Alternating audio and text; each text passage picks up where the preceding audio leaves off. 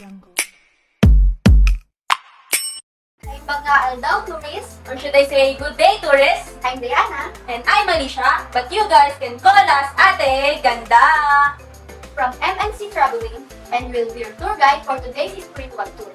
One of the most magnificent historical landmarks that date back to Spanish colonial period in the whole Philippines! By the way, we are with our coach, Captain Gian. He is professional driver for about 7 years. Can you say hi to Kuya Gian? Hi, Kuya Gian! But before anything else, we would like to remind our safety protocols guidelines. So for that, please remember the word Happy! HAPPY, where H stands for harmony. Harmonize your time with your mind so that no one will left behind. And time check, it's already 7 o'clock in the morning. And A stands for attentiveness. Be attentive when you hear these sounds. It means it's time for sightseeing. Look around, enjoy the place, and let your imagination go wild. And when you see this red flag waving, it means go for it. Who needs green flag, people? Anyway, just kidding. It means it's time to fall in line to our bus because we are now heading to our next destination. And people, if you get left behind, you're gonna walk home in your own. Charis. Now we're done to our B, stand for prioritize.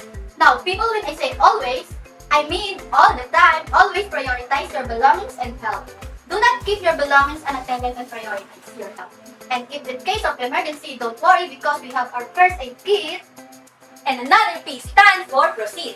At this one, once we visited all boats and stand, that we came here for calling everyone out here to proceed the next stop, okay? And lastly, Y stand for Yippee! Remember to have a great time and don't hesitate to ask questions. We'll be glad to answer them as long as not a math problem. Okay, let's do the head count. 1, 2, 3, 39, 40. Alright, seems everyone is here, so you guys are ready to have the best adventure of your lives? Yes! Alrighty, we hear you. So what are you waiting for, Mr. Driver? Alam na! Now, we are here at our first destination at Calle Crisologo. Unknown to many, before the name Calle Crisologo, the street was called Calle de Escolta de Viga. It boasts centuries, old stone houses, lovely tungsten, cobblestone, where horse-drawn carriage or calesas are still used for transport. Calle Crisologo was called Kasanglayan, which means place of the Chinese. And as you can see, few of Australia's houses have also become restaurants that serve the famous Ilocos bagnet or empanadas. Meanwhile, the other houses have been converted into inns and other souvenir shops for traditional enamel lining. Okay everyone, let's move out. Welcome to our second destination. The Sikia Mansion. This place is just a quick drive from the first stop we made earlier. And fun fact, did you know that many full-day tours that takes you around Vigan will include a visit to see the Sikia Mansion? In their itineraries, what can I say? This place scream is a must on the list. What makes this place stand out? An ancestral home-turned museum.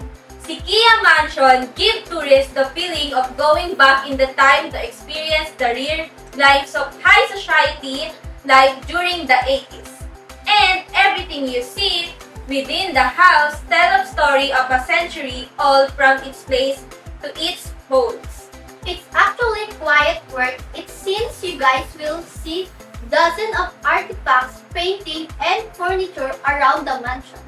Just make sure to take pictures on the actual objects, okay? And did you know the horse-drawn carriage right at the center of family portraits is painted by Fernando Amorsolo, one of the most national artists in country. And the owner of this mansion is Doña Alicia Carina, the wife of late President Carino. Wow, Alicia! You have the same name as Madam. That's amazing. I know, right? Alright, everyone, gather up. It's time to our next destination. Next up, let's hop on the highest mountain in Ilocos Norte, Mount Sicapo. Did you know that the name Mount Sikako came from one of our generation's favorites? Suko na po, or in English, I give up. Very true. I hear that a lot from myself. Aside from that, it is the highest point in Ilocos Norte with 7,746 feet above the sea level. The mountain is heavily forested with the pine trees, and not only that, your breath will be taken away by its beauty, but it's also home for wild animals. So if you're a real fan of outdoor camping, hiking, or just a nature enthusiast like me, this is definitely a bucket list worthy destination. All aboard! And now, here we are at our fourth destination, the Cape Boyador Lighthouse, or also known as Burgos Lighthouse. It is located at the town of Burgos. So, among you familiar with the Bursa, or should we call it Majoka? Well, Burgos is from around here. Its cultural heritage structure in Ilocos Norte, it stands on top of the Gia de la Paritan Hill. For coffee lover, great news! Since they serve hot coffee, it's time to satisfy your coffee cravings. This cafe is still served under the Philippines Coast Guard. The Cape Boyador Lighthouse is not only utilitarian structure but also an icon of the influence of Philippines architecture during the Spanish colonial period. It is also the highest lighthouse in the Philippines. You know, it's just insane, 166 feet tall? What's more, the cave kept the original structure since the Spanish colonial period. Let's talk about aesthetic right here. So tourists, grab your coffee and enjoy a cozy place.